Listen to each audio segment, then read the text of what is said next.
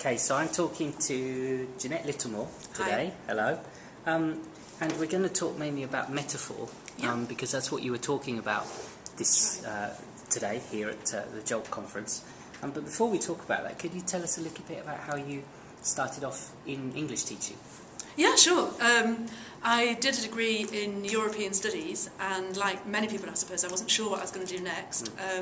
I saw all the adverts for jobs in Shell and ICI, etc., and then I saw teaching English in Spain, and I thought, that sounds like much more fun, and I went off and did that, and then I came to Japan to teach for a year or so after Spain, and found I really loved it, and stayed with it sort of ever since in one way or another. So where were you teaching in Japan?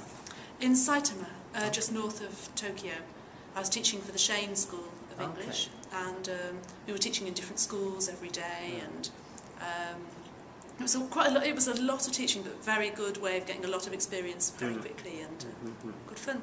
So, as I said, you talked about metaphor mainly today, and that's your kind of research area. Yes. So, what led you to be interested in metaphor? What kind of got me very interested in it was when I went back to the UK after having lived abroad for about 9 or 10 years. I went back to work in a language teaching unit at university in Birmingham, and my job was to help international students with the language that they encountered in their lectures. And so what I had to do with quite a few of the students was go along to some of their lectures with them and listen to the sorts of language, and then kind of like brainstorm afterwards the things that they'd found difficult. And one thing that struck me was that as someone coming back to the UK, the language had moved on a lot in 9 or 10 years, and the lecturers were using a lot of terms that I was unfamiliar with. And most of them were very, very metaphorical. There were things like, it was in business and development studies, so it was things like ratchet mechanism or ring fencing, these kind of terms. Kind of management talk. Yeah, management talk, yes. And I was, in order to understand it myself, I was forming quite strong images to try and work out what they meant. And I could see that they were problematic for the students as well. And one of the things that I had to do was to put together a glossary for one of the groups of students of difficult terms that they'd found difficult, so that subsequent students turning up could use the glossary and kind of have a sort of like quick shortcut to understanding difficult terms. And when I looked at that, a huge number of those terms, probably about 80% of the terms, were metaphorical.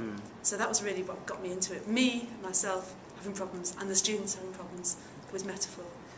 So can I just take you back to the basics, really? Can you explain a little bit about, I think everyone will understand what a metaphor is, but could you talk a bit about the different functions of gestures you were talking particularly about today? Yes, of course. I mean, the reason why I got into looking at gesture is because I was interested in metaphor in talk, and I think that the spoken channel is only really half the story. It's a huge amount of information is conveyed through the gestural channel as well as the spoken channel, and a lot of the gestures are very metaphorical, the things that people are using. So I'm not using any particularly metaphorical gestures now, but maybe this sort of thing is talking about sort of movement and change and keeping the conversation together. It's a kind of metaphor there, as in kind of cohesion in the conversation is cohesion in the gesture. That's not very well explained, but it was the metaphor in gesture that got me into it. So some of the functions of gesture, well, you've got iconic gestures. This is one of the things I was talking about this morning, and I was talking about how, like, you might talk about a roof and you would use this sort of shape. This, of course, represents one part of a roof, not the whole thing, so which is why people call it a metonymic type of gesture, where one part represents the whole. Yeah. There's also beat gestures, so the parts of the talk are sort of outlined like this. There's gestures that are conveying cohesiveness in discourse, so on the one hand, on the other hand. Pragmatic gestures, so pragmatic gestures would be things like your invitation is extremely appealing, but I'm afraid I really can't make it tonight because I've got something on. What's coming out of the mouth is kind of like quite positive. What's coming out of the gesture is not in a million years, and I wouldn't really want to come to your party or whatever it is. So these are some of the functions of gesture. Okay. And we also had a couple of times you talked about different conceptual metaphors. Yes. And these are especially from Lakoff and Johnson. That's right, yes. But I was wondering if these conceptual metaphors were transferable across languages. So we have a lot of things like change is motion, difficulty is heaviness, analysing is cutting. Yeah. Are these specific to English, or are they often transferable? I think some of the very basic, the primary conceptual metaphors would be very universal. But there are some which I do think change, and some of the things are, for example, the seat of the emotions for us is in the heart, whereas for people in Malaysia, it's the liver. In some languages, tomorrow and the future is in front and the past is behind, whereas in other languages the future is behind because we can't see it, we don't know it's coming, and the past is in front, we've experienced it so we can see it. And this often comes out in the gestures, so you might find that a student is speaking quite fluently in English, but their gestures, yesterday I did this, tomorrow I plan to do that, are kind of speaking a different language. So it's very confusing for the person who's listening to them because they've got these two contradictory channels. And so I think that picking up the L1 type gestures, I mean, this is a bit of a difficult thing because they're quite idiosyncratic, but broadly speaking, L1 type gestures or L2 type gestures when they're learning a language is a part of learning a language. An important part. Well, that takes us on to the study that you talked about specifically today. You talked to 4 Chinese speakers who were advanced learners of English, and 4 native English speakers from the UK. And you had them talk about the same topics and analyse their gestures. And what did you find? Well, one of the things I found was that the people from the UK tended to use a lot more kind of almost aggressive kind of turn-holding gestures to make sure that people didn't interrupt, gestures to make sure that people were listening to them. Whereas the Chinese speakers of English used more sort of conciliatory gestures, sort of bringing people into the conversation and not excluding them so much. I found one of the main findings, I must say that this is a study that I conducted with a research colleague, Rico, who I ought to acknowledge here. I think. One of the things we found was that the speakers of English, the Chinese speakers of English, tended to use their gestures quite a long time before they produced the actual word, which suggests they had more of a kind of cognitive function. The gesture was there helping them find that word somehow. Package their information into English is one of the terms that people use. Whereas the native speakers of English would be using the gestures at the same time as the words, or sometimes even instead of them.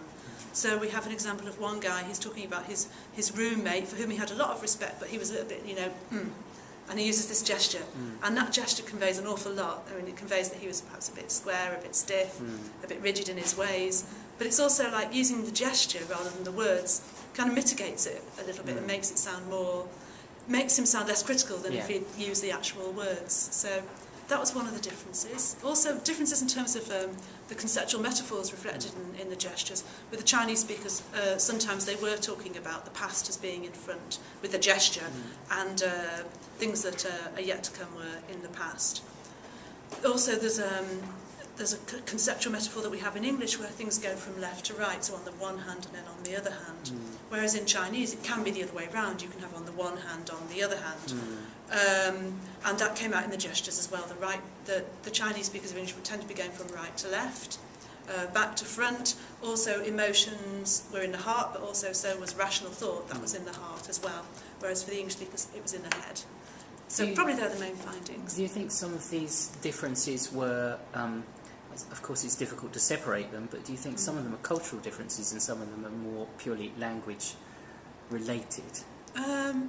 I think it's extremely hard to separate the culture and the language. I think the culture is in the language, and it leaves its traces in the language. I think this is one of the things that people have found with metaphor, is that the metaphors that are conventional metaphors in the language represent culture of the country maybe 100, 200 years ago.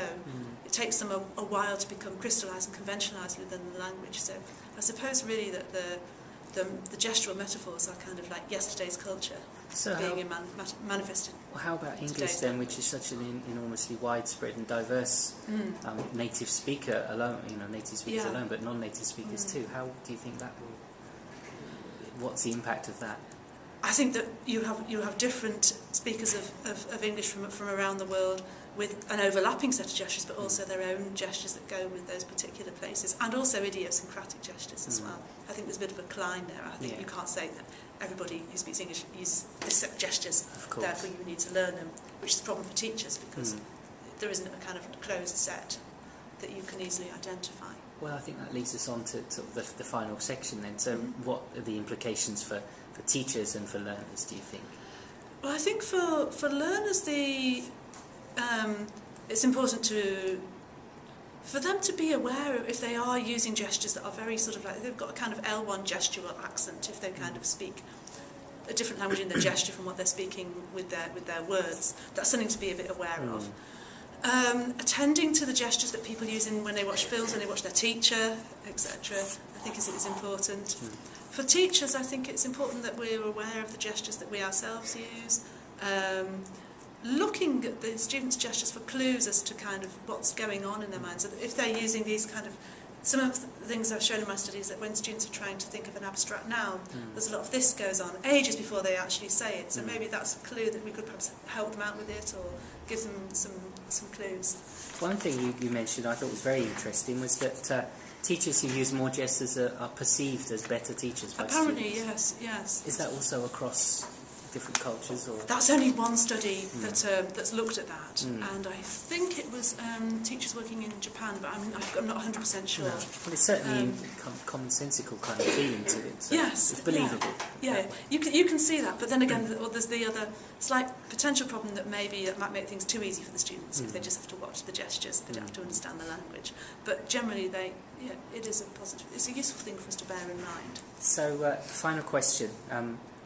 So you've done so much research, or you're looking so much and thinking so much about metaphor and gestures all the time.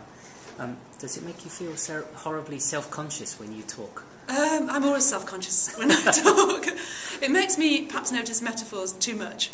I notice them everywhere I look, and metaphorical gestures, and perhaps when they're not there, because I think that sometimes they're there consciously, but other times they're so subconscious.